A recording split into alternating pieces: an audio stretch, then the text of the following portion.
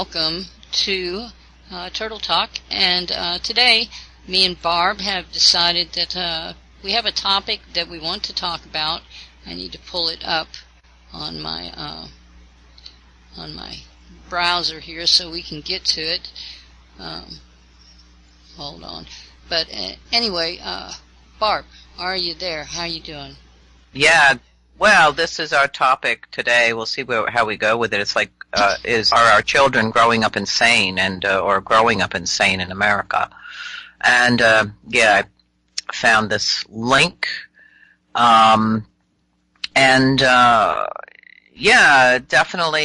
I think seems to be a lot of insanity going on, but there's reasons why this person wrote this article, and so this is where we're going to go. I think it's about silent majority. It seems to be a silent majority everywhere, but I think it's our perspectives, or persons or people's perspectives, and maybe it's the inability to really discern what is really happening. And a lot of this information here is about the millennials, or even younger people, because some of us who are older, kind of remember a different time or a different way. And as I'm saying that, because this article does talk about that, about the culture of silence. But in a way, as I'm saying this right now, growing up, I was born in 1942, and then growing up in the 50s and so on, and the late 40s, becoming more aware, and 50s and so on. And I realized, it took me many years to come to the truth and the realization that something isn't right. Well, let's say I had that feeling very early on.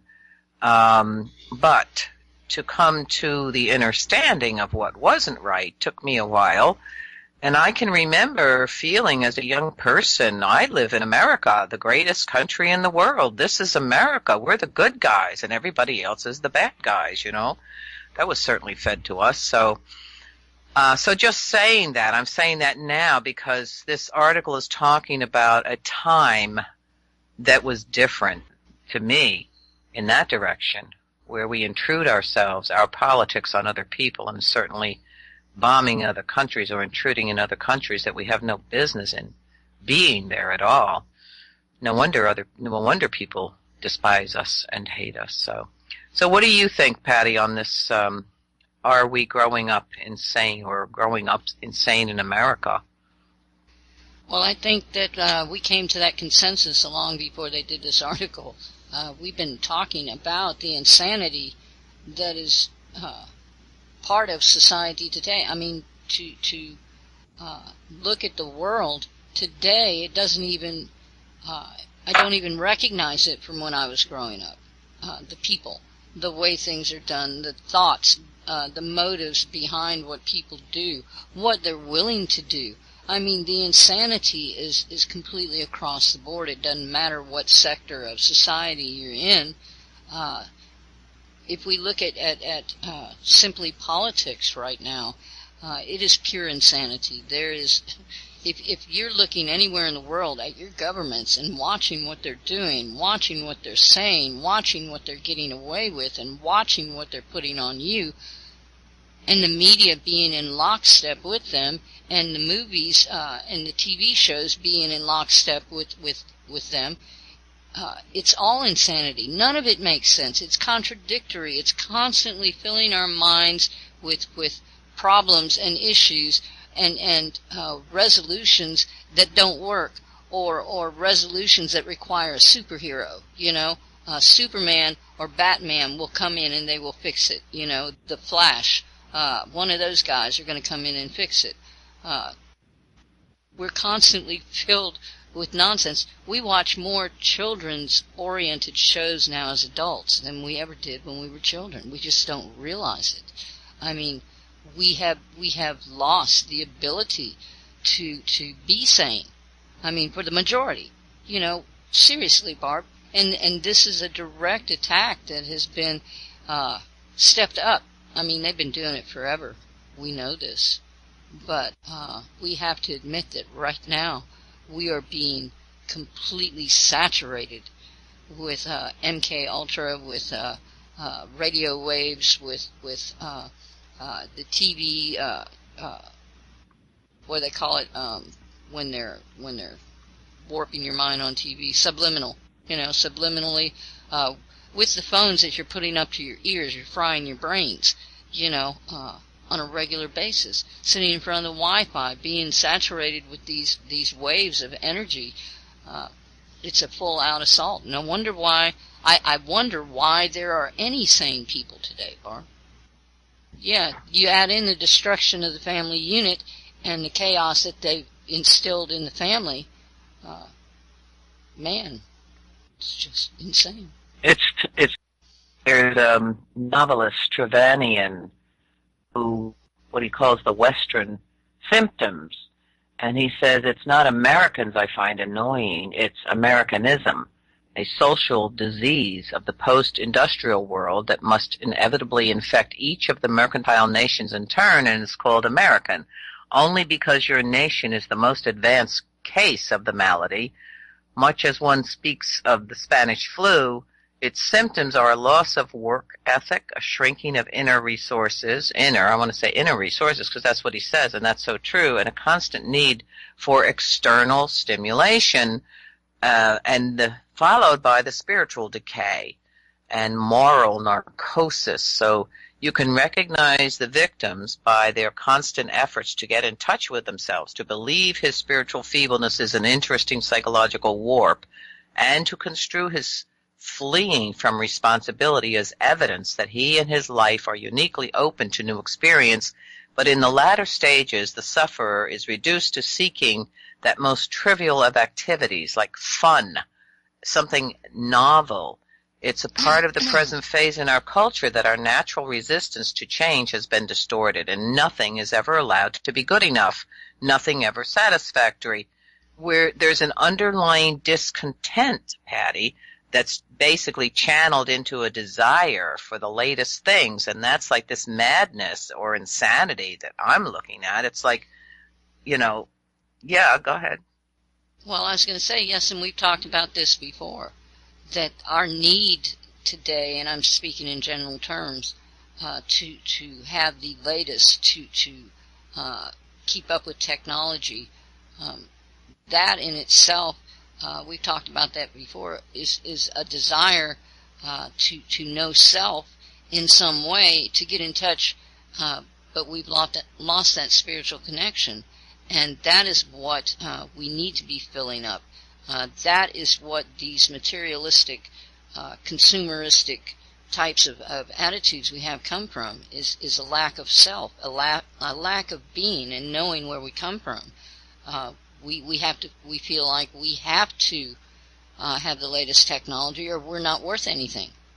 That's where our self-worth is now, is in our ability to communicate through text instead of talking, to be able to watch movies while we're going to work, or while we're in the elevator, or wherever we're at, to be able to instantly communicate over nothing every day, every minute of the day, to be attached to the system. I saw a video today where a gentleman was remarking on the fact that, if they'd have come out and said, we want to put a tracker on every one of you guys, we want to be able to track everywhere you go every day, he said the people would have rose up and said, there ain't no way you're doing that. He said, yet here we are, we all willingly went up, grabbed the phone, and put it in our pocket, and knowing full well that they're tracking everything we do. So they didn't have to force anything on us. We talk about, well, I'm not going to get the implant. They're not going to RFID me. Yeah, they already have. Well, they already have, yeah. Yeah, with that particular technology, but then there is the other side of this, that people are actually standing up to get implanted, getting that little thing implanted in their hand or their arm or whatever, to make their life easier. It's a labor-saving gadget, like this is what people are looking at. I want things to be easy, and if I get myself chipped, like in Europe, I mentioned this before, but I'll say it again, because it is about people's laziness, or they're being told that this will make your life easy. So you get a chip and you can enter into your office building by just putting your hand out. You can get your copy machine to work just by putting your hand out. You don't have to carry a wallet. You don't have to carry, anything. And then there are these elite clubs there now where you can get into the elite room. You enter the club, but to get into this special elite room, you must have. Yeah, I hear you now. Okay. Hear you. Well, okay.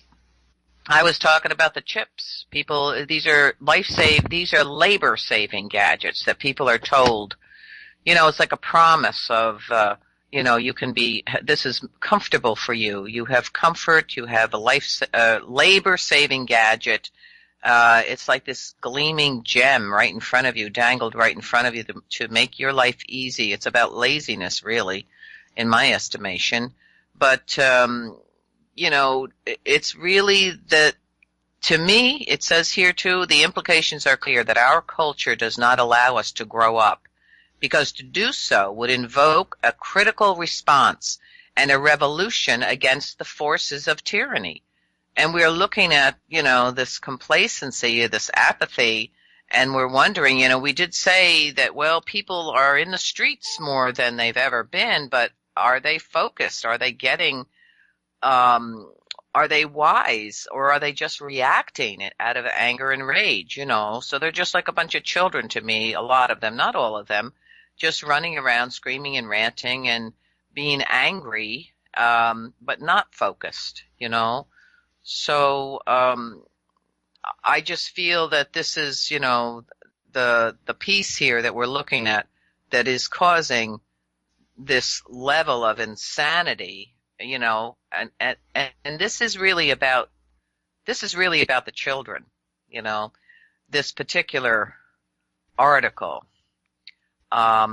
because it's the young ones, but also the millennials and even the younger ones.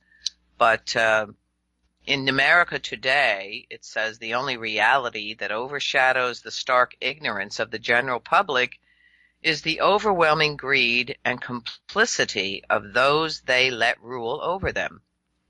And you're exactly right. The article is exactly right. And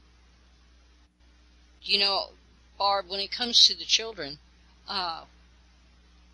they've been under attack for a long, long time. Excuse me. And we've been thinking, they've always let us know that it was for the child's own good. And it's always given to us in a way that it's going to be beneficial. They're going to start these special classes for children who are just below average. And in these classes, what we'll do is we'll concentrate more, have smaller classes, and concentrate more on your child, and that'll be good for him. And we thought it was really so good. Now it's just being used to drug our children and to warp their minds. I mean, it's not just one aspect of society that is responsible, although the communities, when it comes down to it, Barb, that's where it all falls, is in the communities and their lack of care, their overabundance of apathy towards children today. I mean, we look at children as if they're the problem. You look at a child on the street, and I'm speaking generally again, not everybody. I'm just speaking in a way that enjoins all different cultures, countries, da-da-da-da-da. But there are many people, like the other day, the incident that I had, that children were in harm's way, and there were neighbors sitting outside in their yard directly across from them, but were ignoring them. This is what we're seeing also. And it's the same thing in the family.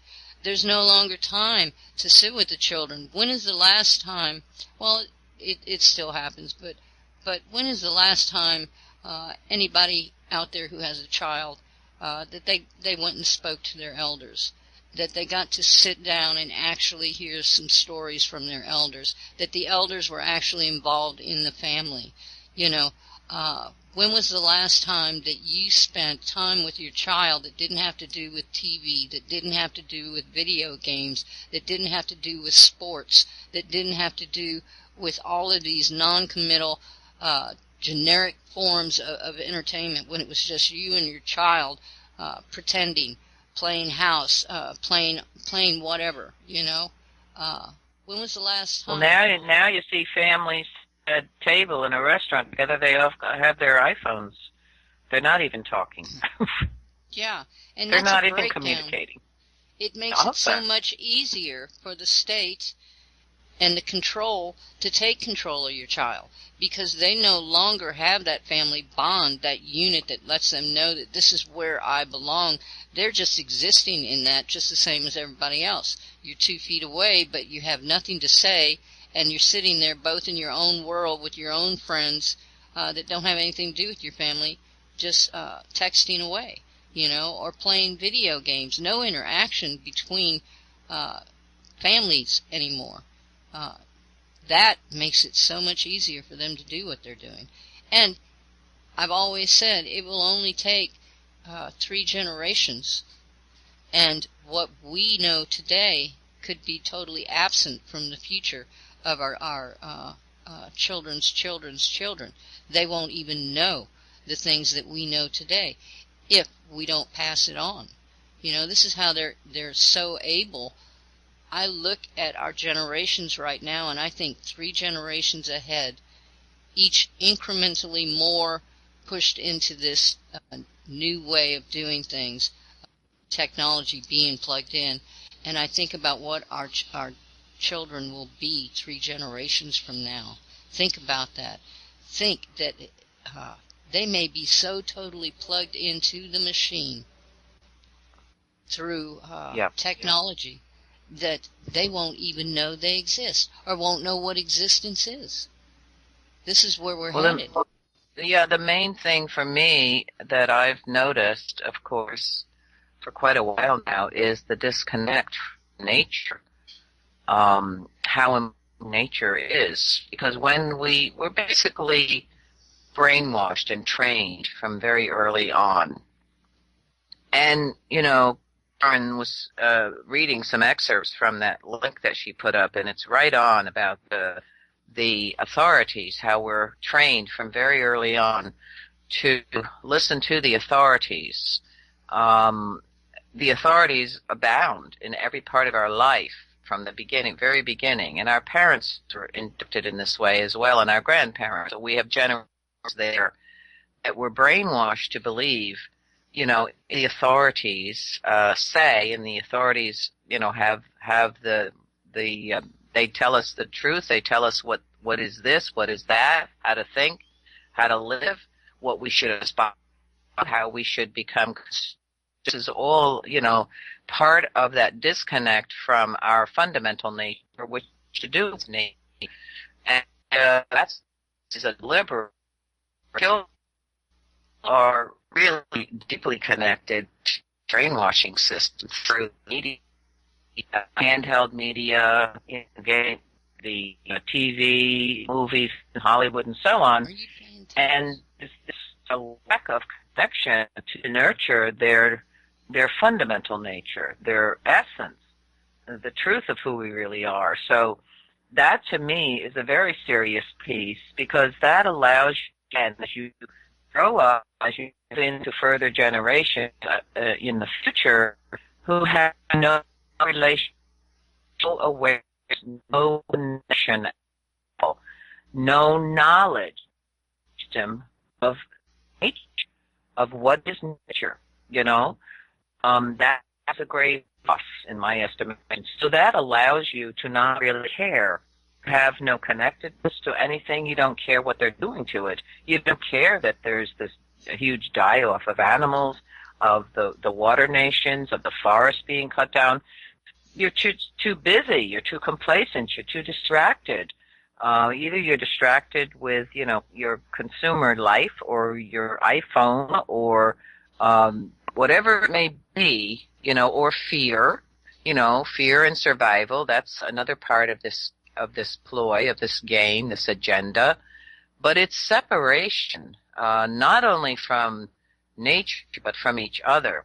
And this is a deliberate. So you have a family who doesn't even communicate. There's no storytelling. There's no questions. There's no guidance. It's just, here's your iPhone and get on with your life. This is very serious to me, but I want to just continue here with some of this, what's written here about America has gone insane and regarding our children. And this person is speaking about how America was once loved and respected globally.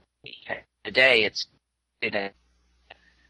we live in an American empire used to bully or destroy any sovereign nation that does not bow down to the global corporatists who own and control this government.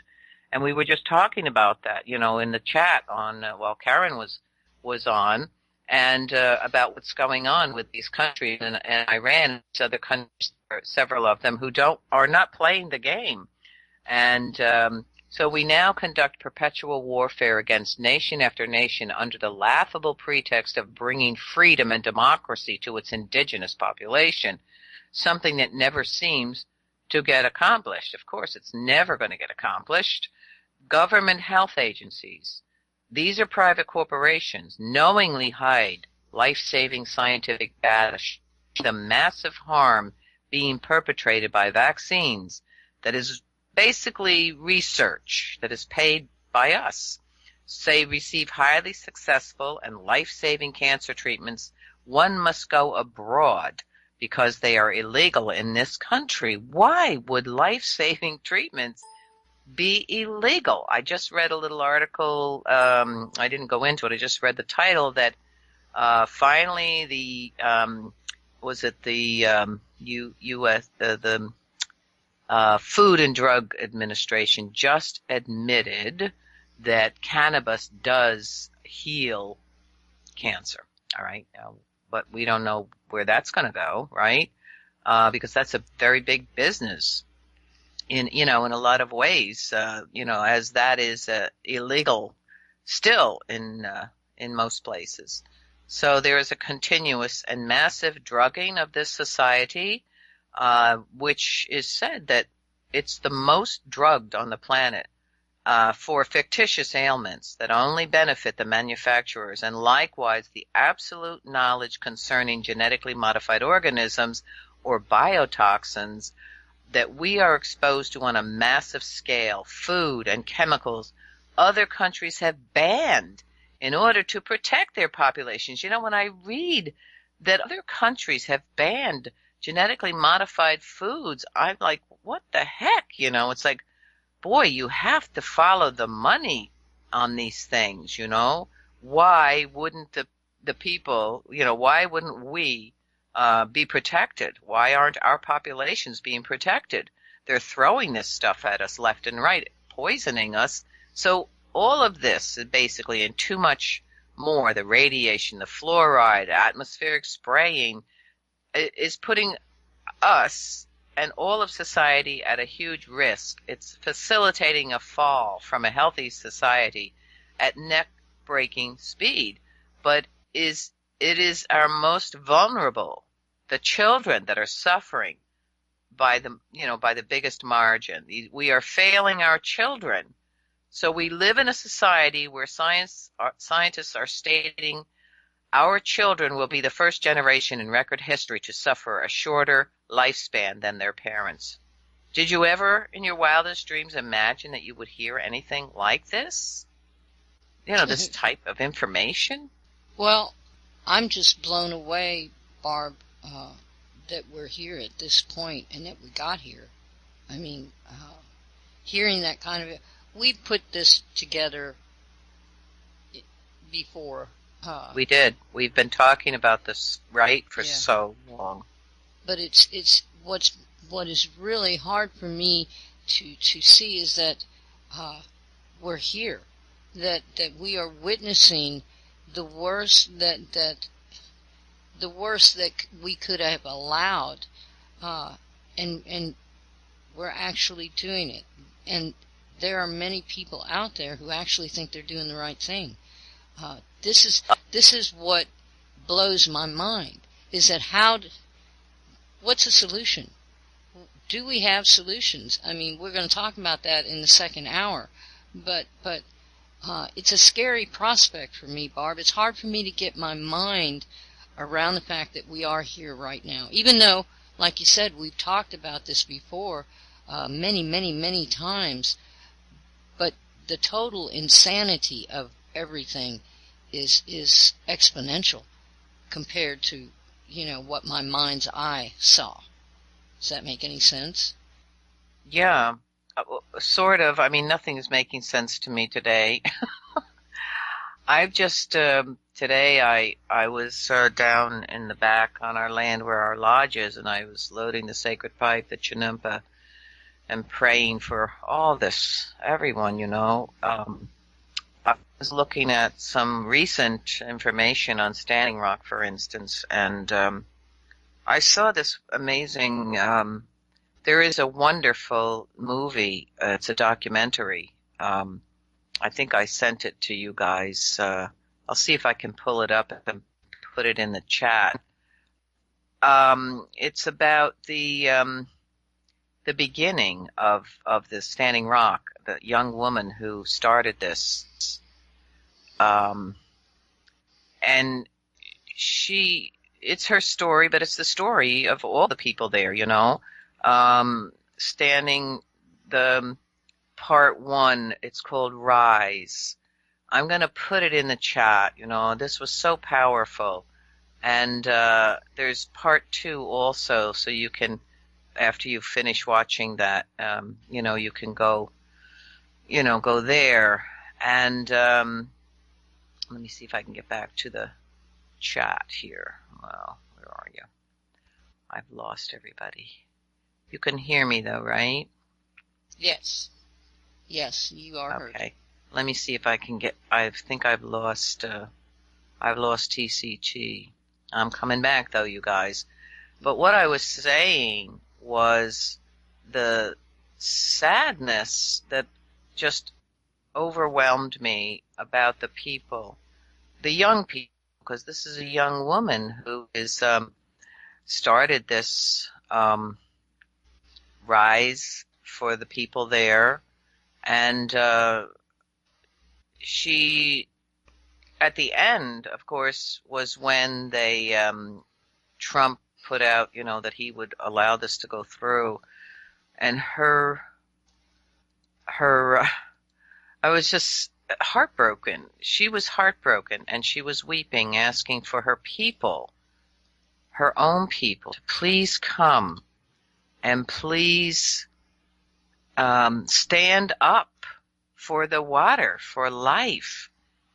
She said this, Patty, to her own people: put down the bottle, put down the drugs, and come here. I need you. We need you. And this is a young woman, right? It was heartbreaking, I just felt the sorrow of these young people, and of course what's going on there, but also all over the world, what's happening to these, the indigenous peoples. We know the history, we know the story, we know, and the drugs, the violence, the rapes, the murders. She had on her own tribe, in her own community, a very dear friend committed suicide, and then several other friends, all within a couple of months. This is like devastating. A lot of suicides in the reservations by these young people. They have no hope. So I was really weeping today for everyone, all of us, and what's happening to us, what's happening to the earth, and it's just like, wow, here we find ourselves, like I keep saying, we turned a corner and there's a train wreck right in front of us, and how do we wade through that? How do we set things straight? How do we bring back our spirits? How do we heal? How can we do this? And this That is the so question. because it's so huge. It's like, and I want to correct myself. I want to say we turned a corner and there was a train wreck. In a way, it seemed that way, but in fact, this has been a slow moving train wreck that we have been experiencing. And like this article here that we're talking about, we are being assaulted from every direction. And yes, I mean, people are angry and waking up and again and out in the streets. And I'm hoping and praying that people will continue, but get focused on the real issues, on the real important issues. And our children are number one. What's happening, in regards to our children, what we are doing today will affect our children, or what we are not doing. And also just the assault upon the Mother Earth and our resources and life and our spirit, So this is what we see in all areas of this system. The controllers have set up. It's been going on a long time, right, sis? It's not just... It's been going on forever. It's the same. They've done the same thing. They have worked incrementally over centuries to undermine society's natural course, which is coming together, which is working in community, which was building and living with strong families. That was a truth that was known to everyone, that in order to be able to exist, what we needed to do was be with each other, to each come together to form communities, to form relationships with families. This is what kept us strong. And they've worked for centuries to undermine this, to the point now to where we no longer, our generation, I think, Barb, is the last generation that really understands what family bonding is. And if our children are not taught that to pass to their generation, then their children will not know that a family unit is for bonding. And this has been on purpose.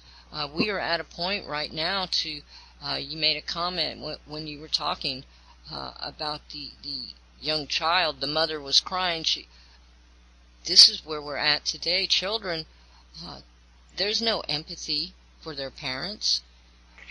They say the words that I love you, but I don't know that they intrinsically know that they actually really feel that. And I'm not saying for all. I'm just saying that many of the children growing up today have no ability to bond. So therefore, they have no ability to attach their spiritual aspect to anything. It's just kind of floating out there in the ether. And anything. Well, we're going to, go ahead, sorry. We're going to talk about that, yeah. Yeah. Anything but anything that fills that void, for even a moment, to where they can have some type of self-gratification, some type of diversion from that hollowness, from that not knowing, not feeling, anything that they can do, they're going to grab onto.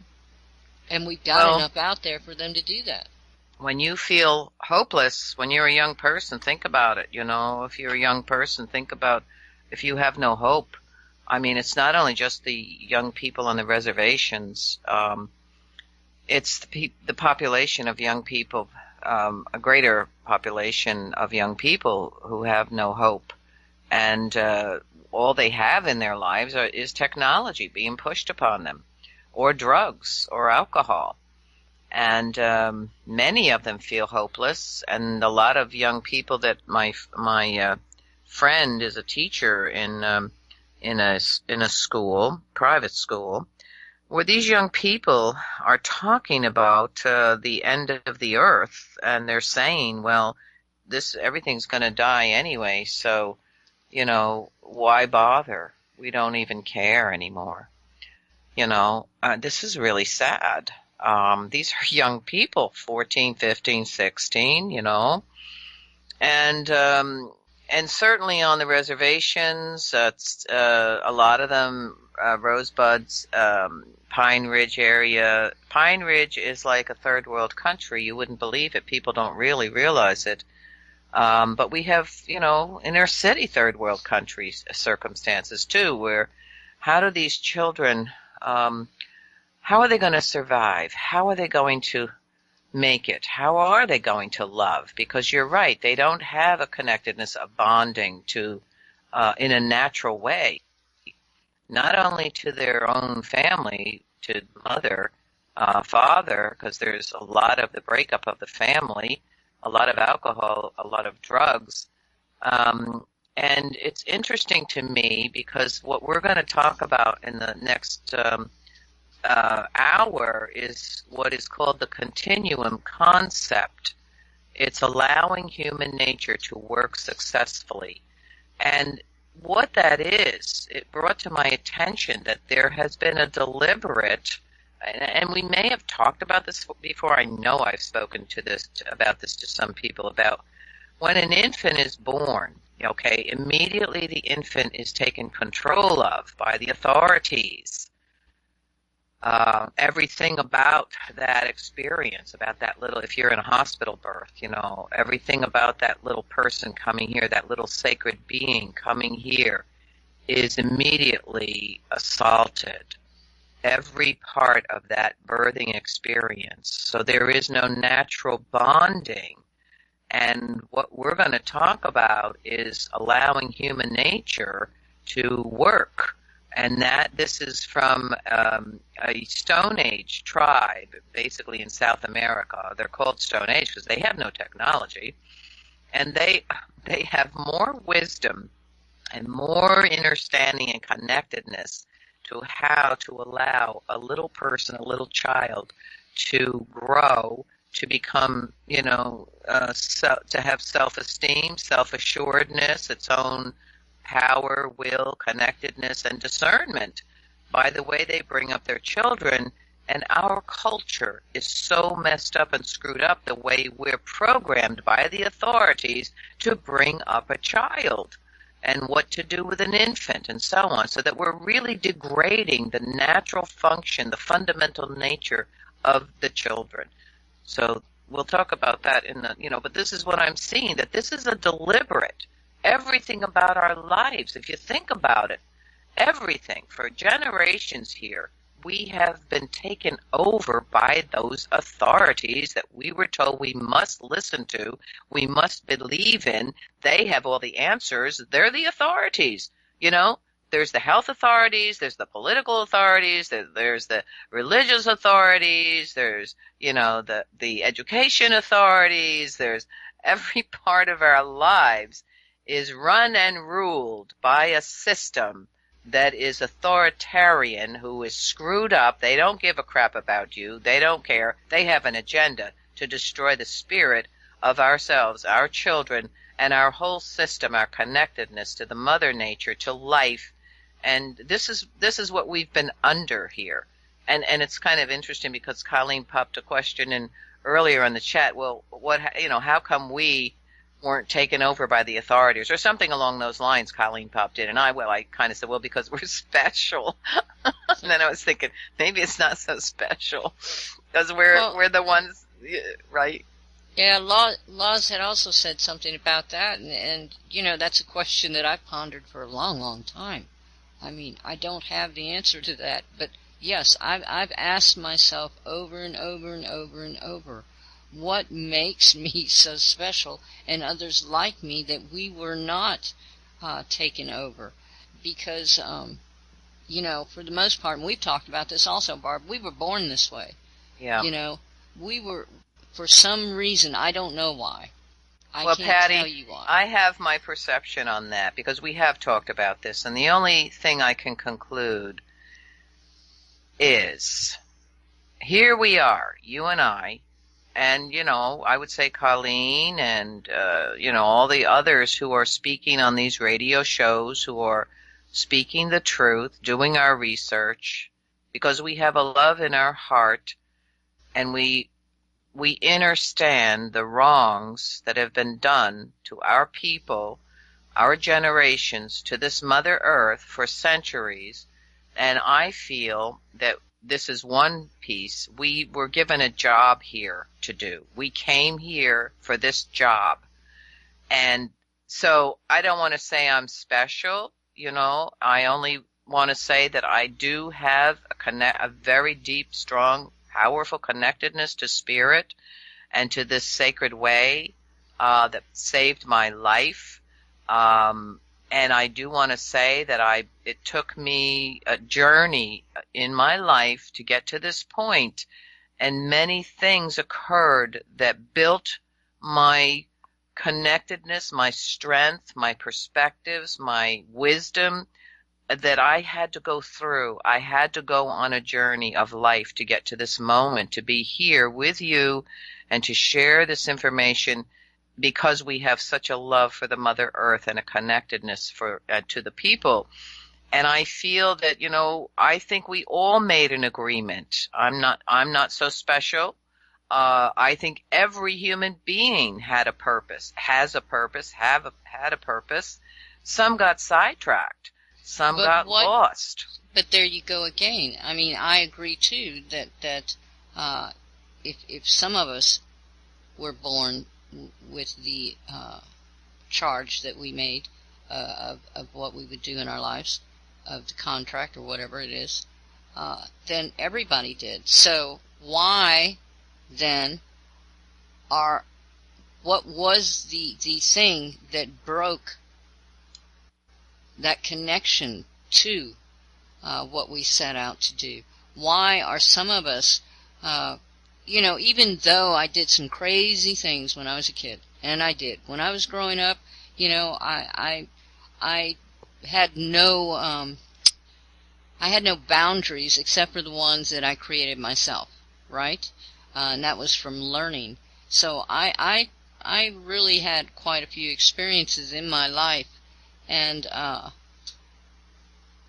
don't consider myself having a different life from many other people, yet we're totally different in our connections. What is that point in which half of us or some of us keep the promise that we made and the others choose or don't? Is it a choice that they just don't choose to keep that promise? Well, I think that has something to do with it in my estimation of this. I feel that we are all sacred beings, all sacred children. I feel that we all made an agreement. We all have purpose. We all came here to fulfill our agreement. So then why do some fulfill their agreement and why do others miss? What happened to them? Now, if you look at the system that we entered into, so we have our generations before us that were, as we know, we're now saying, well, there was lies way back when. Lies and corruption and manipulation, and the agenda is so ancient. So we have that at work.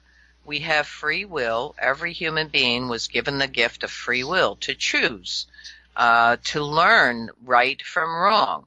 Morals, we all were given that. If you have a stable, family or society that you're given these things, these are teachings of wisdom that we are all given. Now, if you're growing up in a family where there's hatred and violence and prejudice and abuses, you're going to have a heavy struggle to find your way to the path to be able to come awakened to the moral or the goodness or the purpose. People, I think it seems to be everyone that I've met at one point or another say, I don't know why I'm here. I don't know what my purpose is. Why am I here? And that's a journey we're all taking. And for me as a child, I got a message that I was going to be doing something significant in my life. I was only a little kid. Now, I don't know what that was, but I have to tell you, it was a long journey here. And many times the choices that I make, like you're saying, you did stuff that I'm fortunate to be alive. And we're met with many choices on our journey. We're met with two pathways, I feel, periodically along our life's journey. The one pathway you can choose, or the other pathway you can choose. Either one of those pathways are going to take you on a journey of opportunity. They're not bad. One's not bad and one's not good. It's a journey of learning, a journey of opportunity that you will be presented with to make choices. And I don't feel that there are any wrong choices. I feel that there's just opportunities to learn to become a better human being. And if you don't have some peace inside of you where you can say, wait, if I choose that, that will be wrong. That will be hurtful. That will be bad. Maybe we do that. And maybe at some point we wake up. Maybe some people don't wake up. Maybe there are people that will never wake up. So they've foregone, there goes their agreement to, to do whatever they promised, in their lifetime here. I don't know. I just feel, yeah. Yeah. Barb, I cannot ever remember a time when I actually consciously made a choice to do the right thing or the wrong thing. I don't remember a time when I said that, okay, I know what I'm doing and this is the way it's going to be. Sorry about the background noise, everybody. I've got a family that is very lively, and there's like 3 generations here. So, but anyway, there's not a time that I ever doubted that I was valid. And I grew up in an adversarial family because they were very loving, but they were alcoholics. And so, it and was a that's very your turbulent experience. time. Yeah, but Yeah, I did not take that on personally. I was always stepping back, looking at it. Maybe that's what we all have in common, is that we all were thinkers even as children and would step back and look at all the aspects. I don't know. I just know that it wasn't difficult for me to walk the walk I've walked, Yeah, I mean, there were things that I feel, as far as I know, I have never deliberately done harm to anyone. That would not be a choice that I would take. We don't know what people suffer and how they are devastated as a child and how that sets them on a pathway. Bullies, for instance, are often bullied or have low self-esteem, so they need to feel good about themselves, to pick on someone who is lesser so that they feel good. The same, that's how prejudices, begin. That people, it's usually about their self-esteem or their low self-esteem. Reading that today about prejudices and discrimination, it's, it's an emotional subconscious attitude that causes a person to ward off feelings of inadequacy by projecting them onto a target group, using certain people, for instance, as scapegoats. This gives them a sense of power, and they usually, have low self-esteem or feel they must blame someone, for their pain. And I don't know, we don't know how people are affected in their lives, but I think also that there are stories and situations that I've read where people they take a turn for the better. They change themselves, and they learn from these experiences that and they become a better person. I'm just saying, Yeah, yeah. I think it's a good time to take a break. And Okie dokie then. yeah, and when we come back, we're going to talk a little bit about solutions. We always like to leave the last part of the show for trying to see if there's anything we can do. And there's always something we can do. In fact, we're the only ones that can do it when you get down to it. So after these songs, we'll come back, and I picked an appropriate song, The Grand Illusion by Styx, because that's what we're dealing with right now. It's a grand illusion, and I go back to the prophecy of the running river. We've got to know that these things will pass, and that in order for us to get through them, the best thing we can do is to let go, not to take anything seriously, not to take the world upon our shoulders and think that we have to bear it. We just need to let go and let the universe and Creator and each other get us through this. We can do it. We'll do it. We got this. And you're listening to Turtle Talk on These Changing Times Radio, and we'll see ya after. And welcome back, everybody, to Turtle Talk on These Changing Times Radio, and I'm joined by Barbara Three Crow today as my host. And actually, Zeitz is getting to sleep today. I forgot to say that. This is the first time in a long time that He's Zeitz up. is not, that he's not had to get up at 3 o'clock in the morning in Australia to be able to do a podcast for us to play. So I'm really happy about that he actually got to sleep through the night, because we usually do the podcast about 1 o'clock during the day. Zeitz is a trooper. I tell you what. We love Zeitz. But anyway, we have a PDF. And did you post the link in the chat, Barb? No, I can't do that. I'd be jumping out of here then. I'll do it after. Maybe you could. I can't. Hey, Al. I'd be leaving it. Yeah, Al says hi to Patty Walkinturtle. Yeah. Can you do it, Patty? Yes. If not, I can do it. All right. No, I should have it right here. Let me see. Yeah, I think that's it. All right. Yep. Okay. That's the PDF, folks, that we will be discussing here very shortly. And I had another announcement. Oh, we will be doing a show with Nick St. Clair tomorrow evening at 6 p.m. EST, or CST, I'm sorry. And it will be dealing with Standing Rock. It's not going to be scheduled, so I just wanted to let everybody know that tomorrow evening at 6, at 6 p.m., that's right, we will be doing a show with Nick St. Clair on Standing Rock. So there's been some changes there. I just saw a video with LaDonna, with Donna LaDuke. LaDonna Brapel. LaDonna, yeah. Oh, No. LaDonna Brapel. Oh. LaDuke. Isn't it? Winona Yes. LaDuke? No, it was LaDonna Brapel. Okay. Right. I'm sorry, I got that mixed up. But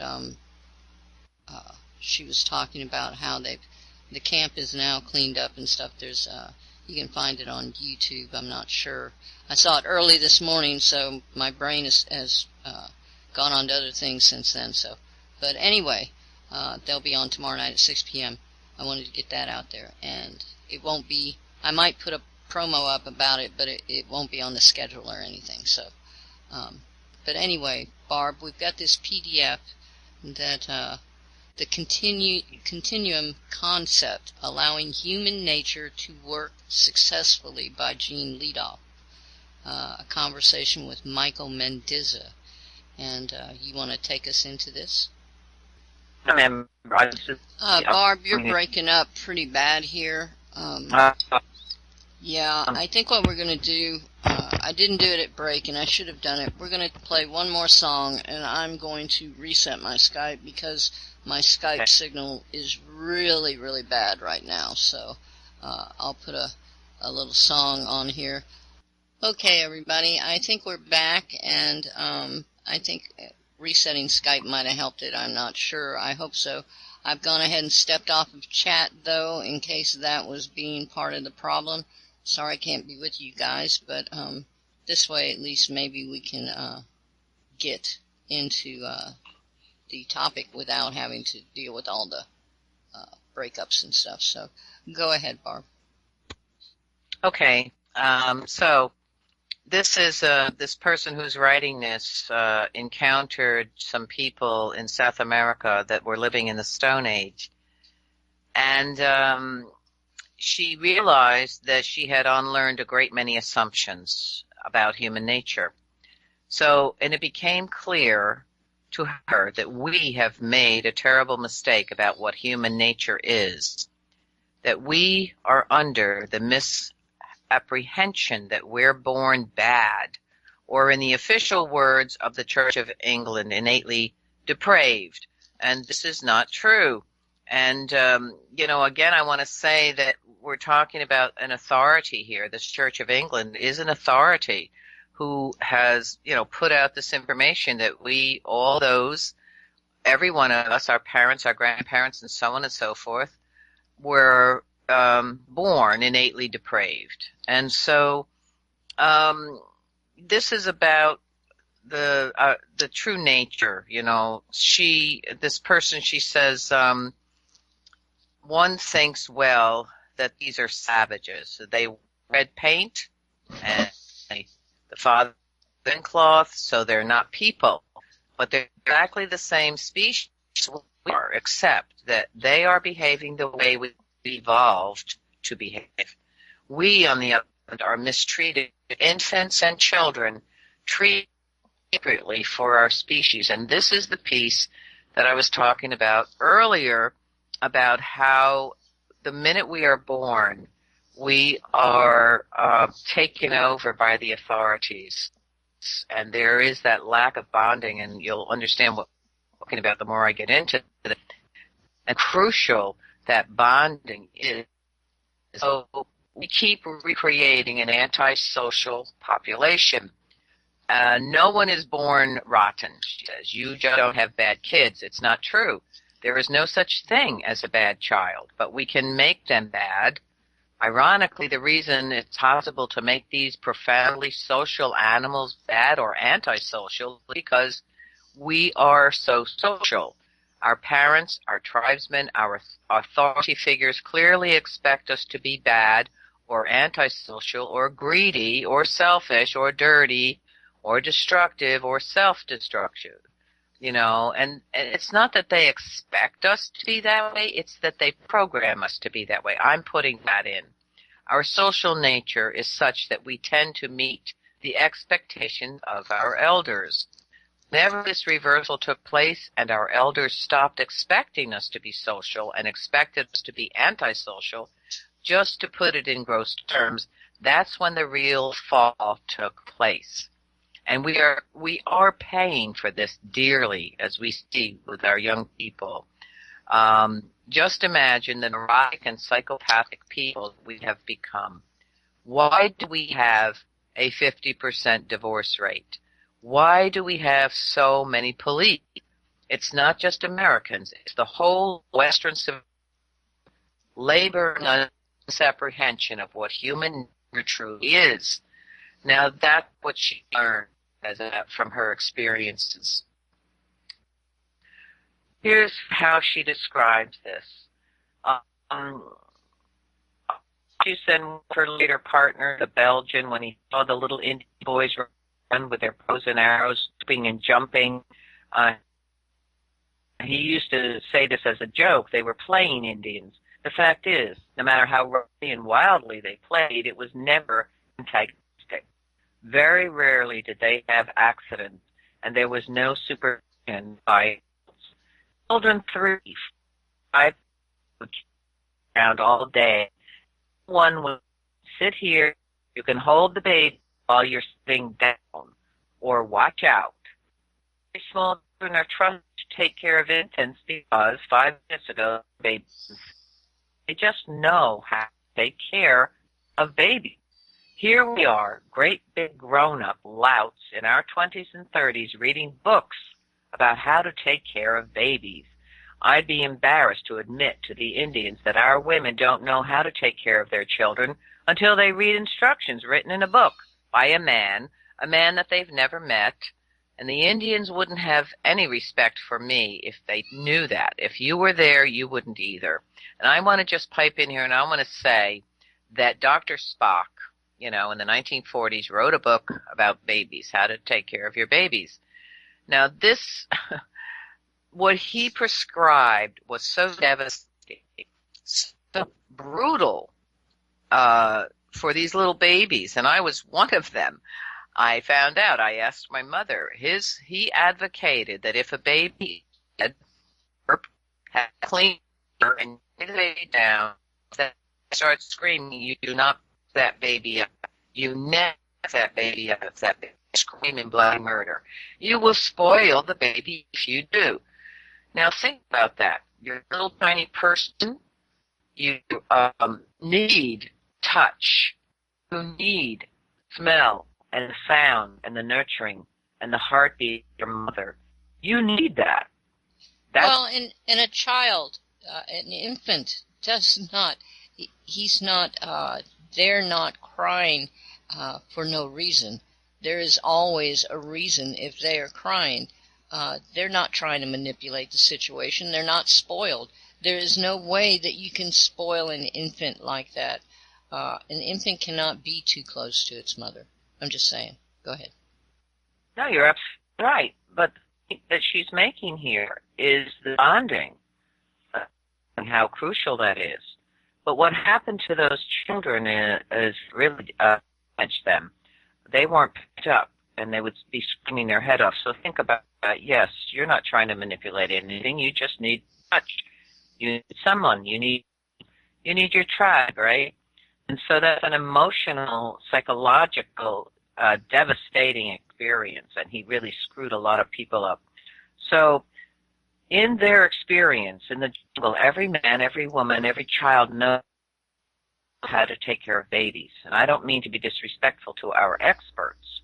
They may be able to distinguish a measles from a mump, which is very useful, but that doesn't for 1 minute give them deep knowledge of correct human behavior. Researchers faithfully try to document what is normal. Again, the authorities. This is normal. Nobody I know really wants a normal child. Just look at normal. It includes what's called sort of wild, fussy, tantrum-prone men. If they're small, otherwise we'd really be in trouble. And we've got those kinds of drudgery and alienation for children and parents. We use the word normal as though it were a synonym for natural, which is not. Normal is how we think children must be. Now, this includes things like 3-month colic, where babies are constantly vomiting. They call it spitting up, so it doesn't sound like a real illness, but it is an illness. It's very painful. This happens even when babies are drinking their mother's milk. They're throwing it up. There are contractions and a lot of pain. How can we believe that we alone evolved over millions of years without being able to digest our own mother's milk? Why are normal babies so stressed that they can't keep the food down? The babies that I saw in the jungle never had indigestion unless they were ill with a fever. Babies never threw up. They were not wriggling and struggling and arching and flexing and squeaking like ours do normally. Are there other examples of the differences between natural and normal? We oppose the baby from the start. We're coached by experts and the society around us, not by our own feelings. We wage a war of wills. The baby is hungry and cries, and we say, no, it's got to be 4 hours between feedings. And I have my own story about that. My firstborn son, he would be screaming and carrying on and crying. I didn't know why. I figured, well, he can't be hungry because it's not time yet. I was a young mother. What did I know? So, and I called the pediatrician, and I was told, no, there's not time yet. Every 4 hours, I don't even remember what it was. But I finally called a friend, a dear friend, who was a little bit on a different page, and she said, just feed the baby, you'll see. When the baby will let you know. And sure enough, I did, and the baby was fine. My son was fine. I didn't have to wait the prescribed amount of time that the authority told me. So we're waging a war of wills. Studies show that the butterfat content of mammalian milk indicates that it is the human baby's nature to nurse approximately every 20 minutes. And obviously the baby is supposed to be in the mother's arms where that milk is available. Now, I saw a beautiful video last month on this birth. I guess the father did the video and the baby came out and they put the baby on the mother's belly. This baby laid on the mama's belly, facing the mommy's face, and that little baby just out of the womb crept up and kept putting its head from side to side like a little puppy would looking for the nipple, and it found the nipple and began to nurse all by itself. That's natural. Whereas, you get the baby, put it in your arms, or you take the baby's face and you put it at the breast. The baby knows what to do. So when the baby is first born in our hospitals, things are stuck up its nose and down its throat to clear the stuff. They're like it's already being assaulted. Then it's weighed and it's measured, which is, what is this about, right? This is about the Bureau of Statistics. That's what that's all about. What the baby needs is to be in its mother's arms, and the mother even more so needs to have that baby in her arms. It's a moment, a beautiful moment of falling in love. It's exquisitely choreographed by our hormones. Even if logically we aren't interested in this total stranger who we are just caused pain, or may not even be cute at this first stage, it is our nature to fall madly in love with this little being. If you were exhausted after giving birth, you could say, well, forget it. Just drop that little stranger in the river, or just leave it there for a minute. I'll be back later, which time, harm could come to that child. It's very important to have this great moment of falling in love. That's natural, known as bonding. It's built in our nature because it has to be for our survival. It has to have been there for us to become the successful species that we are, meaning that we survived. Today, normal is adversarial. The baby arrives and has an innate expectation that it will be among trustworthy allies.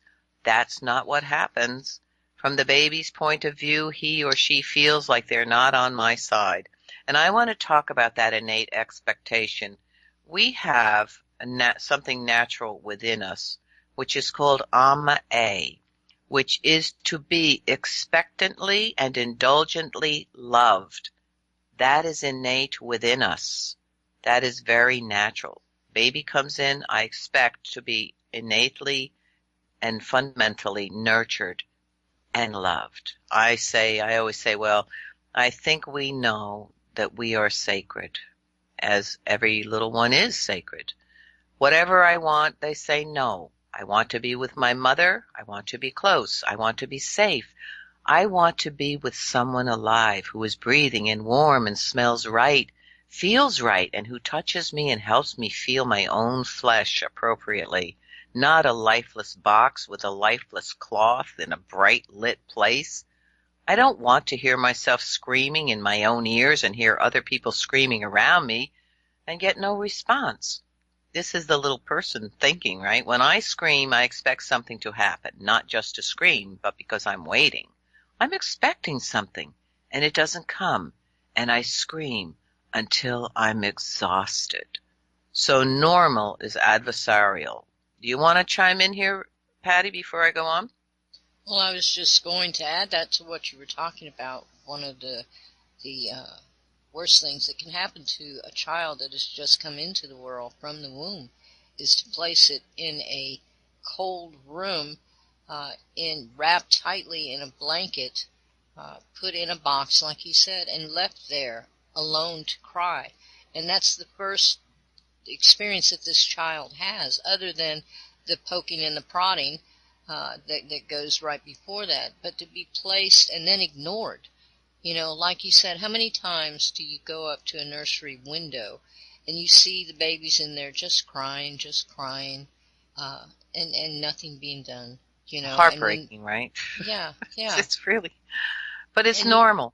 what This what is is that normal. child? But thinking about what that child's going through, the Exactly, child's but that's perspective. normal.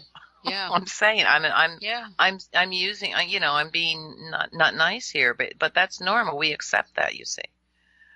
So when yeah. you're following the advice of the doctors or the experts or your mother-in-law, your mother or your sister or whomever, when you are feeding the baby on a schedule, denying it physical contact, not allowing it to sleep with you and be with you 24 hours a day, not less, then you're being adversarial. It's perfectly clear that the millions, billions of babies who are crying at this very moment want unanimously to be next to a live body. Do you really think that they're wrong? Theirs is the voice of nature. This is the clear, pure voice of nature without intellectual interference. The baby knows what it needs, and the minute you put it down, it cries. It's letting you know. It's signaling you perfectly clearly. Don't put me down. And we have built into us equally without a dictionary the knowledge of what it means when the baby goes wah, wah. We know it means pick me up, don't put me down, don't leave me.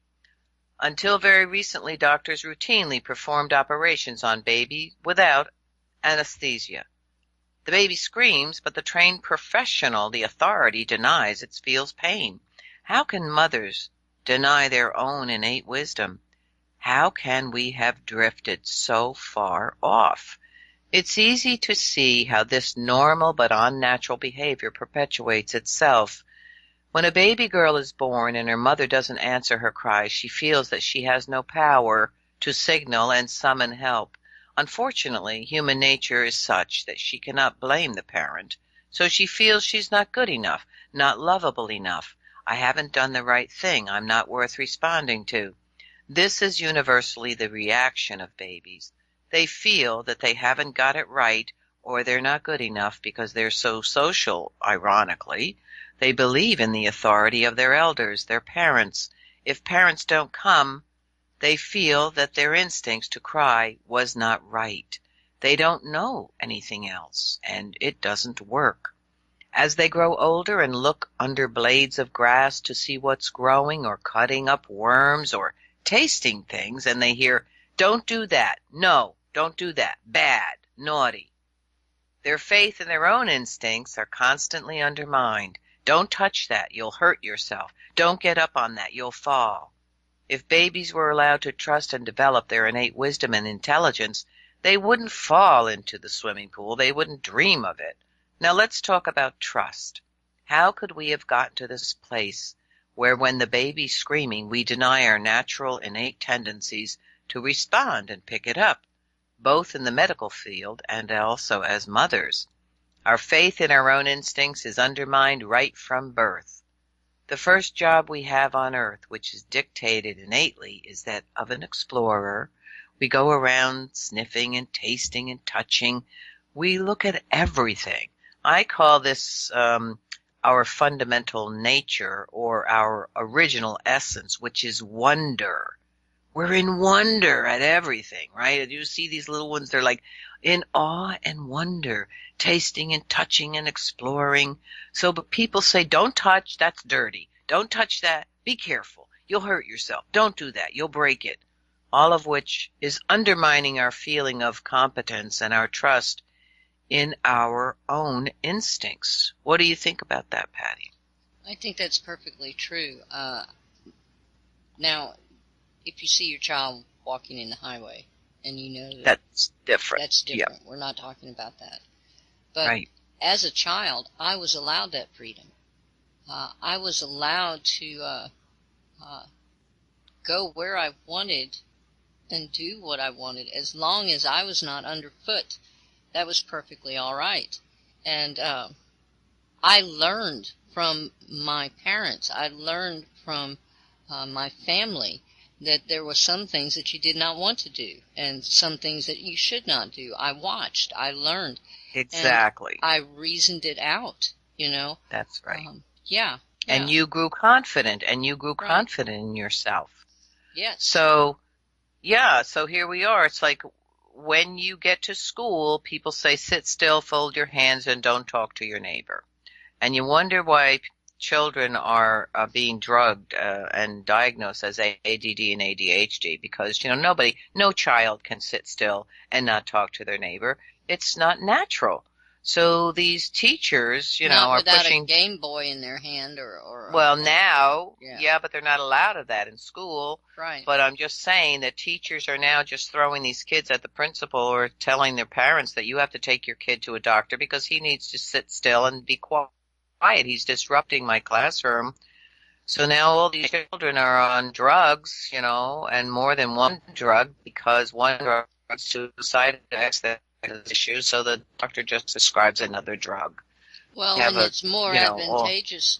Yeah, it's more advantageous for the school also because they are in contract with the state and the federal people to get paybacks for every child that they have in these IEP classes and who are on some type of mood modifying drug, Yeah, they get kickbacks.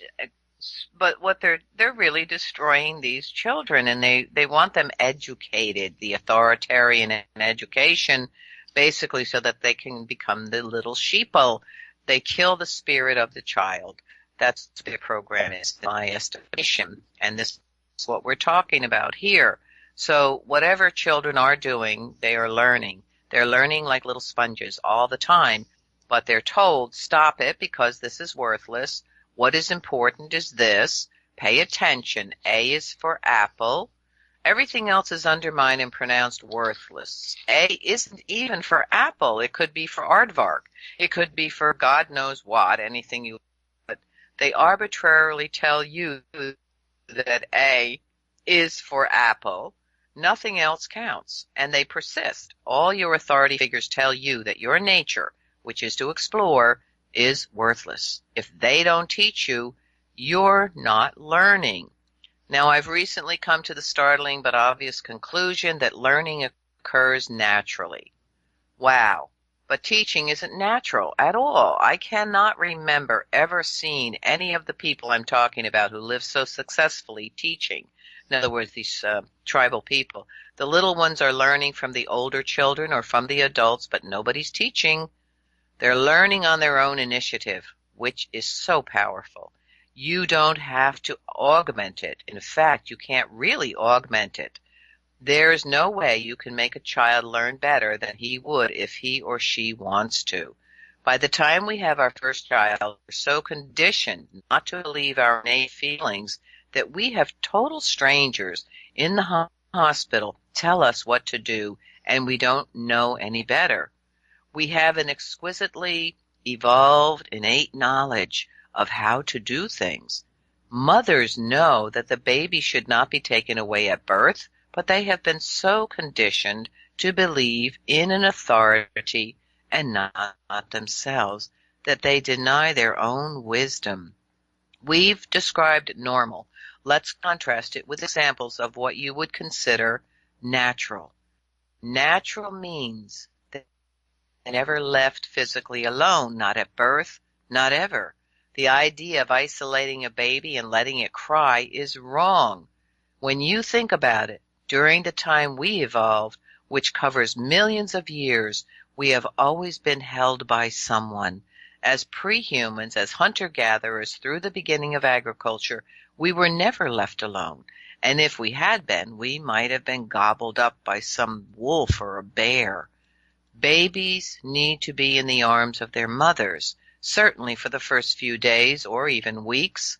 Not very long afterward, babies are handed around to others, and everybody loves to take care of babies. Children love to take care of babies. This is a powerful impulse which we recognize by giving them dolls to play with. Small children love to play with dolls, and they love to take care of babies.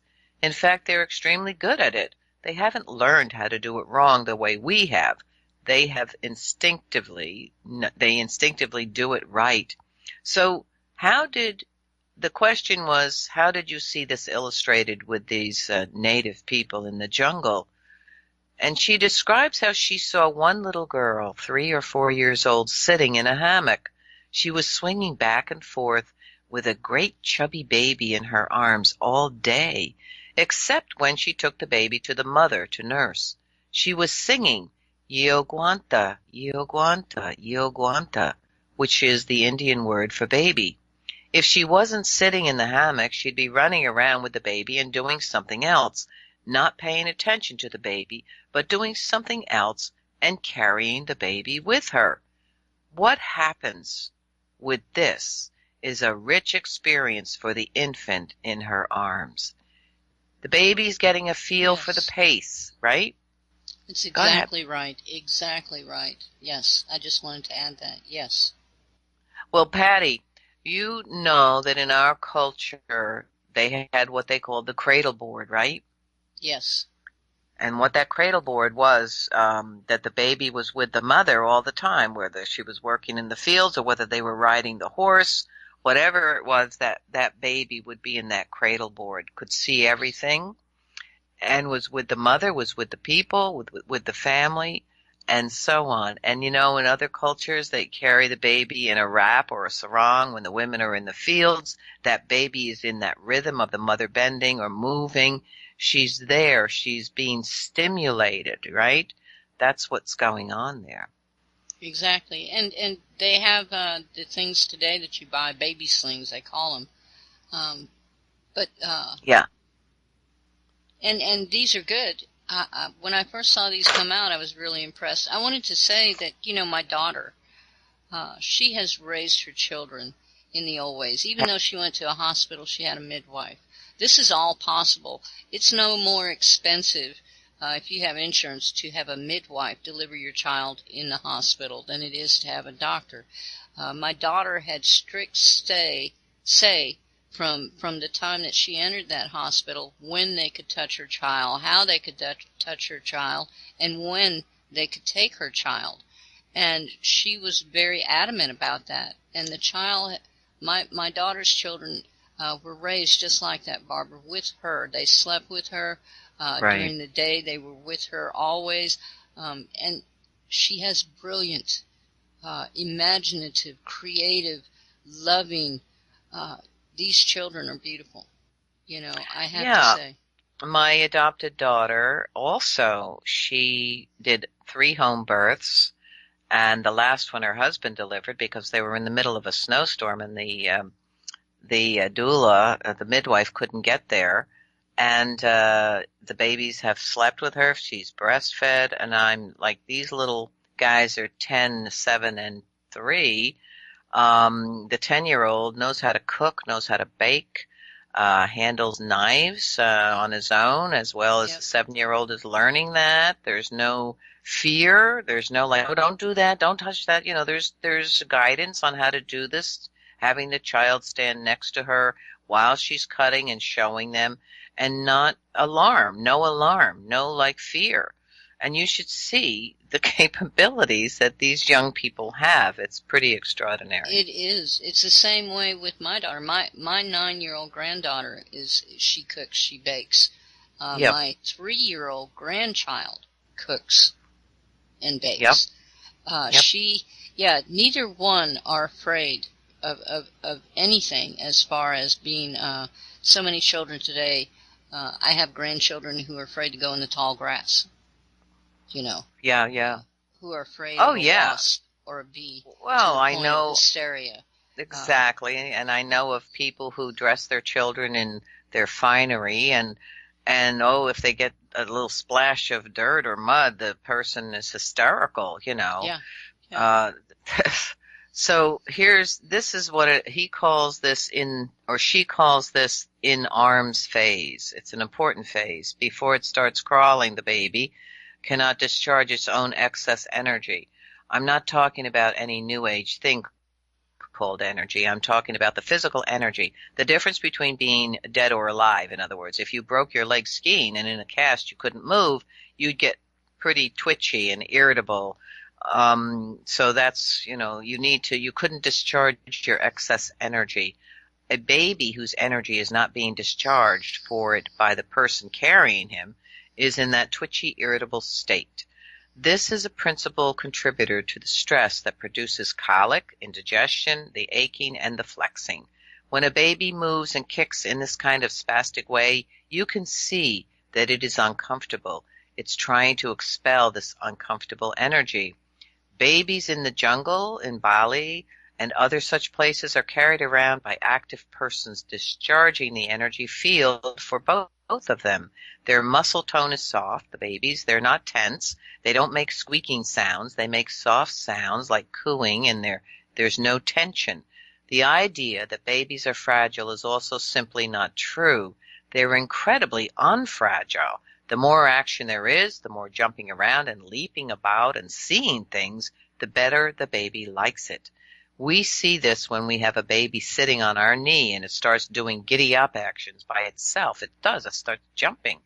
When a baby really needs is an active person, active not simply with baby care, which I don't think is a legitimate activity, but doing something else. Doing grown-up work, like lugging the baby along so the baby can be in the middle to watch and to learn. Now, we act as though human nature were something to be afraid of, to constrain, modify, and even to fight, to subdue it, to overcome it. Somehow we have gotten away from believing that we evolved in a way that works.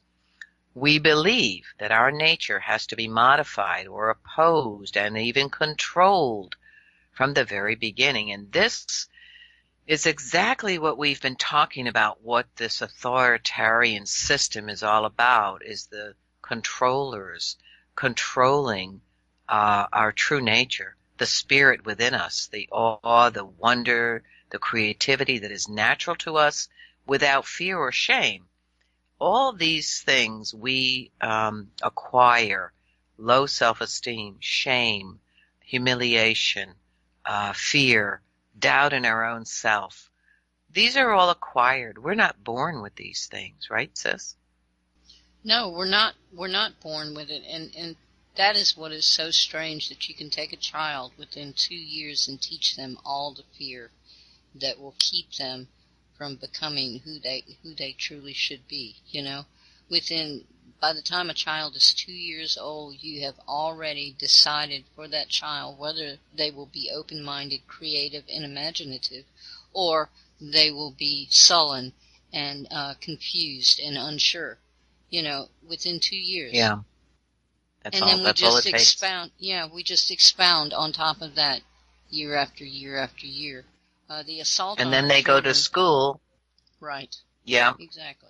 It continues. And you go out in the world, and then the authoritarian, control continues on your mind and your spirit. No wonder people say, I don't know who I am. I don't know who I am. I don't know my purpose. I don't know who I am. I don't know what I want to do. You get a clue about who you really truly are. They did a really good job. And here she's going to share an example in this Iguana Wanania. She said she witnessed a man named to inventing a playpen. Here he was, no age, Flintstone. He invented the playpen. He went out, he cut logs and brought it back and started to construct this thing. He lashed 2 square feather over some poles and made a Flintstone playpen.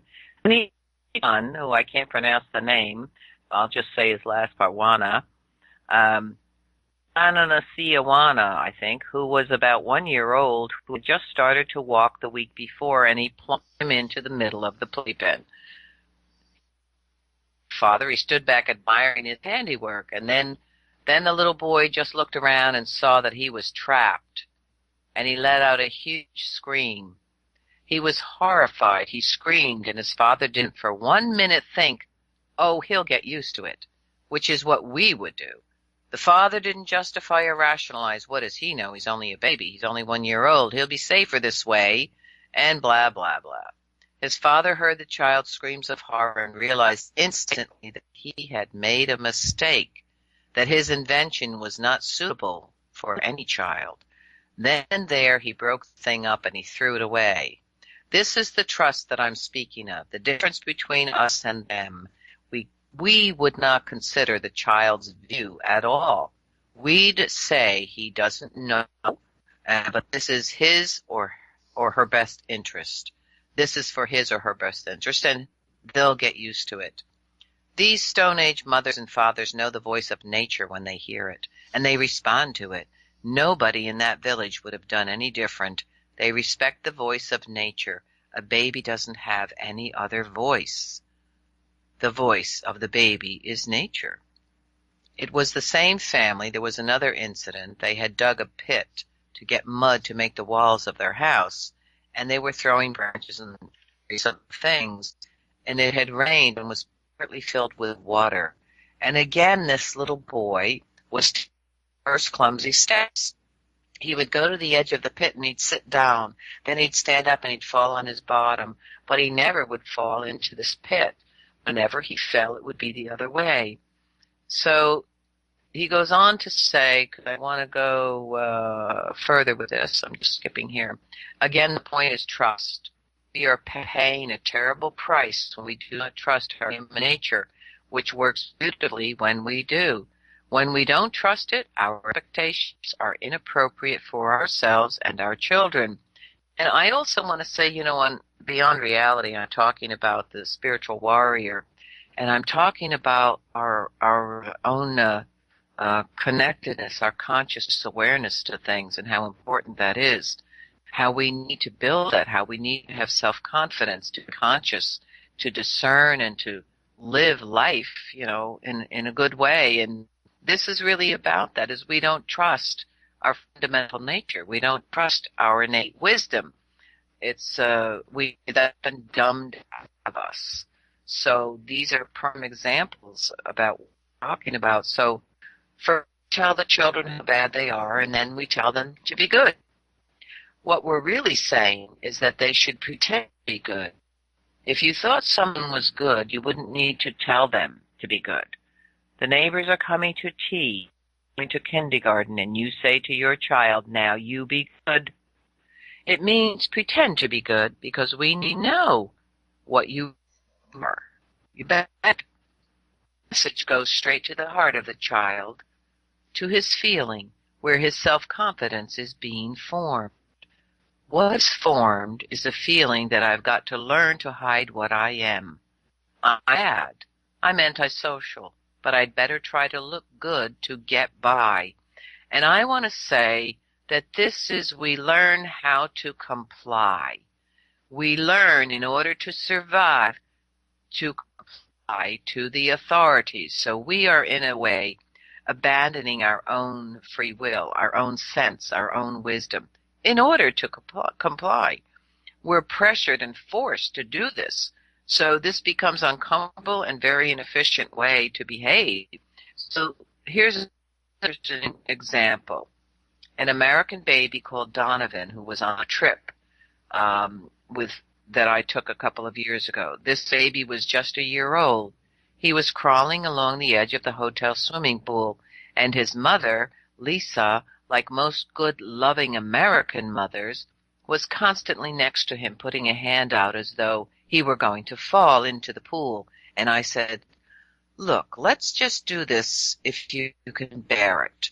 Let Donovan manage the pool himself, and don't be near him. We'll watch him out of the corners of our eyes. He will get the impression that he's on his own. Let's see what happens. So Donovan backed toward the edge of the pool. He put one chubby little leg in. He couldn't get the other down, so he pulled that one up, and then he put the other one in, and he wiggled it around. He couldn't really get much of himself into the pool, but he was trying all these different things, which is exactly how children learn to be agile and competent when left on their own. Now, at a certain point, he saw a little wall which was slightly submerged, dividing the shallow part from the deeper part. He lowered himself onto it. He crawled along by himself, something his mother never, ever would have allowed, and he got in the middle where there was a fountain. He pulled himself up and began playing with the water. He was having a great time, and he was extremely competent. Lisa was in the deep part of the pool, out of sight. As far as he was concerned, nobody was watching. He was doing all this on his own. Suddenly, Lisa appeared about 3 feet away, and guess what happened? He took one look at her and started to cry. He regressed to the helpless infant that she always treated him as. In his mind, he was saying, "I can't do anything. Help me, Mommy." You could see him regress into the helplessness that his mother kept him in because of her lack of trust. What do you think about that, Patty? I think, again, it's very astute, and we've seen that before, too. And I've been guilty of it, to where I watch my grandchildren, and I'm like, oh my gosh, and my daughter will be quick to tell me, "Mother, don't worry.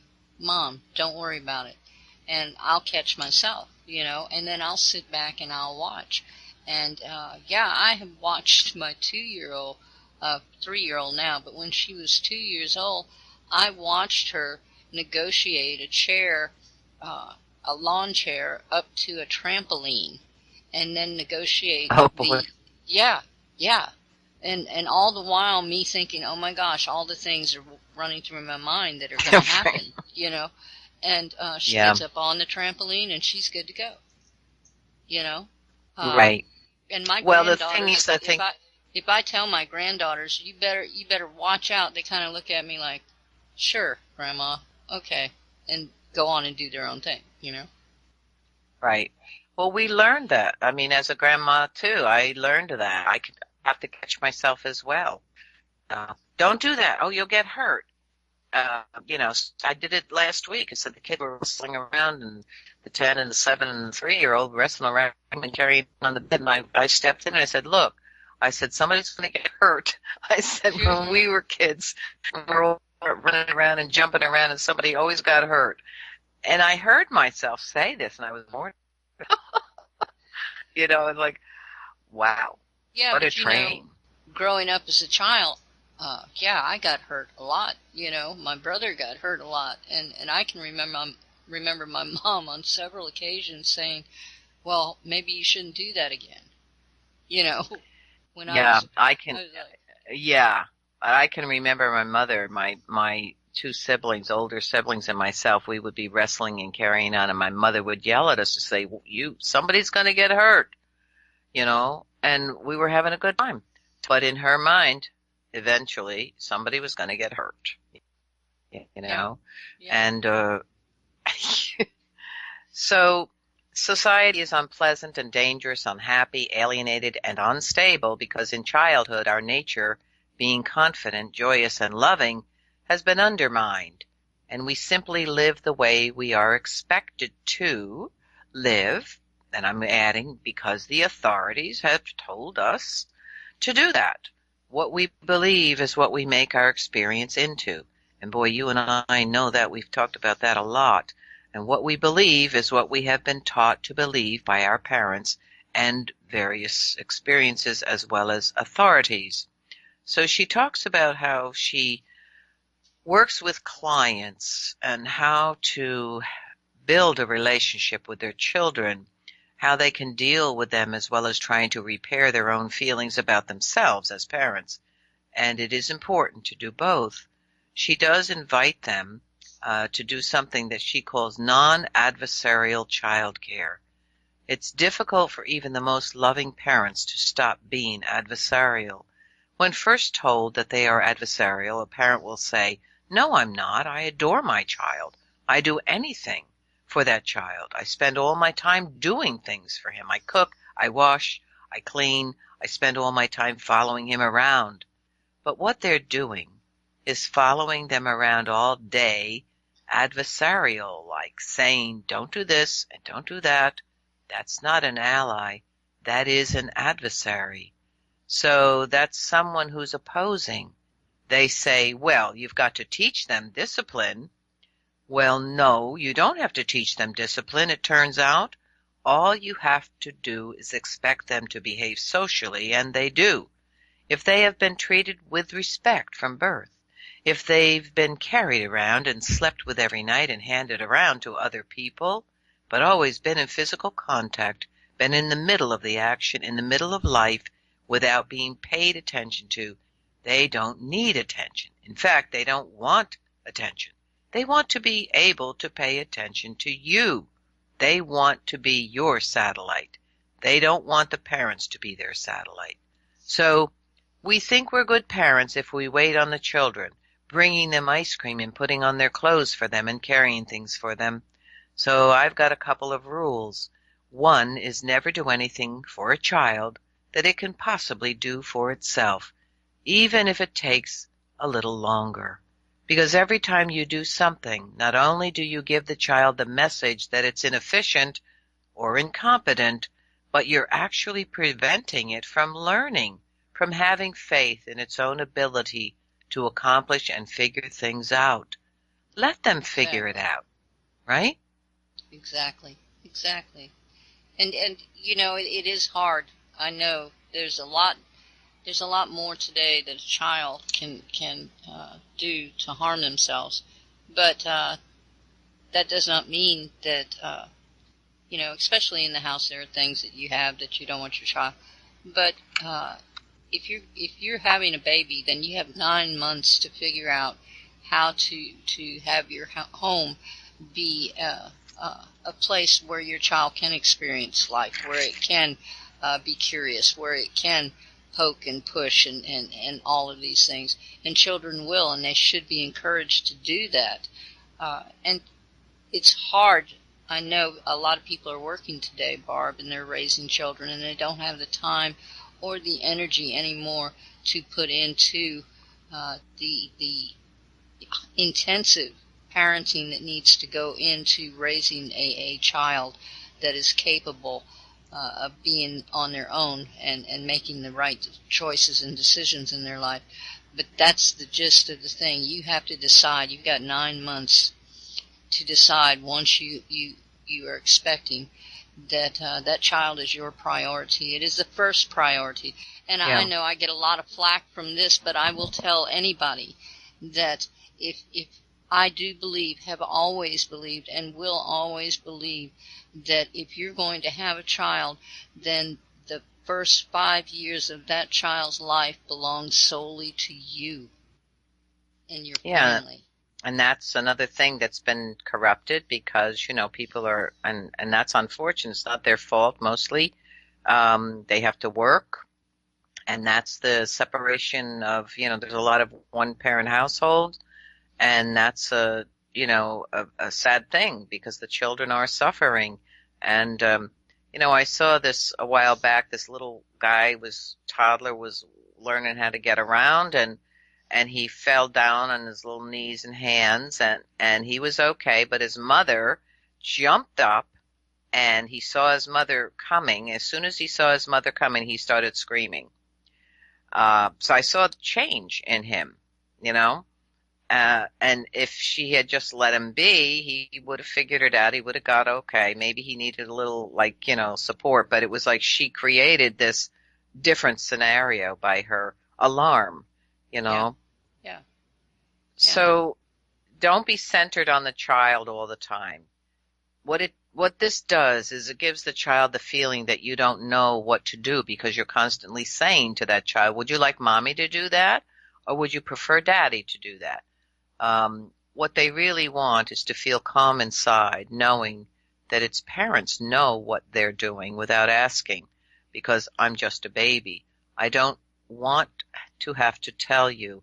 I want you to know what to do, and then I want to watch what you do and see you working and see you talking to other people and see you doing the different things that parents do so that I can take that in. This is the way that the child learns. The child feels that when they're ready, that they will imitate you because this is their natural impulse. You don't have to tell me now, you do this and to do that. Just leave me alone and I will start helping you. I want to get involved. That's basically what the child is feeling. The simple principle is the negative experiences that we had in infancy and childhood are no less traumatic than the positive experiences that we expected to or should have had and didn't. The residue of those bad experiences and missed good experiences is in the form of beliefs that we can never do anything right, that we're not lovable. And I call these core beliefs. They are really severe imprints. So, or we have to take care of everyone else. These beliefs are instilled in us in infancy before we're able to judge anything, and that's so true. We don't have the worldly experience to judge and to really see what's going on. We cannot look in the mirror and say, well, I'm a nice little girl. I'm intelligent, I'm charming, I've got my little pink dress on, and I'm just fine. We're not able to do that. We can only get our feeling of worth about ourselves and everything else from our authority figures. And this is what children do. They take the authority of the people around them and they believe it, whatever it may be. This becomes the basic feeling that we have about self and also about the relationship between self and others. We don't need to empower children to trust their nature. The tendency to trust is there. We simply need to allow them to do so. Never do anything to a child that will make him feel badly about himself, but we do this all the time. We do it with words.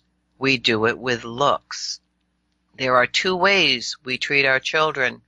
One is the punishing and the blaming. You are bad. Go stand in the corner, or I'll spank you.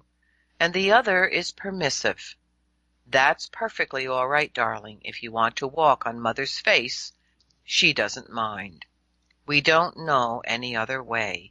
The more correct way is what I call information. If you thoroughly understand that children are innately social, that you understand then what they want is information. You don't have to be angry to tell them what's needed. You just let them know. The idea is not to blame and not to praise, because both are insulting. And that's an interesting thing, because this praise, I believed in praise, because I never got praise. So I believed in that was really a lacking thing, a missing piece, If I didn't get praise, but I got blamed and I got talked down to and told that I was stupid and whatever. I felt that praise was important, but in a recent situation I began to see how praise put one of my grandchildren in under tremendous pressure to be constantly excellent at everything, to receive that praise. That if they didn't get that praise, then they felt that they weren't seen or good enough. So I guess I'd say finding a balance in the way, you're dealing with your children. So expect your children to do the right thing, and you then are being a clear model, and there's no conflict. It's the way nature designed us to behave. And I love the way she's emphasizing this. The theme of this is, nature. It basically is allowing human nature to work successfully. Well, it always has.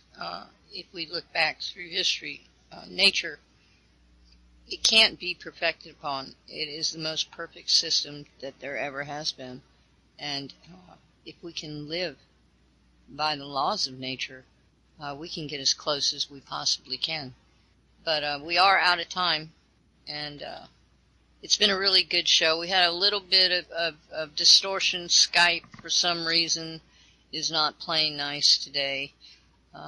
So I'm sorry to the listeners that some of the broadcast might have been muddled and such. There was nothing really I could do about that. But anyway, we'll have it up on podcast, try to clean it up a bit for you. So look forward to that. And check out our YouTube, These Changing Times, Times with a Z. Check out our channel there. That's where we'll be uploading all the podcasts. And thank you for listening, everybody. And Barb, thanks for this topic today. We didn't get as much into it as I wanted to. We ran out of time, but maybe we can extend this because we just really touched on some of the issues that a child faces in the very early parts of their life, and some of the solutions that we can put into our lives to help our children to become everything they should be. But there's a lot more that we need to talk about. Yeah, I think so. Yeah, thank you. I think it was a very good topic, and I do think there's a lot more that we can discuss, and we will do that. Thank you for being here, everybody. Yes, thank you, everybody, and thanks for listening and being patient with us throughout the broadcast with the sound issues. And we will see you. Don't forget, tomorrow evening, 6 p.m. Central Standard Time. And we will have Nick St. Clair with a report from Standing Rock. So please be sure to be there for that. And take a look at our schedule for other shows. We love you guys, and you're why we do this. We thank you for being. We love you. Have a good night.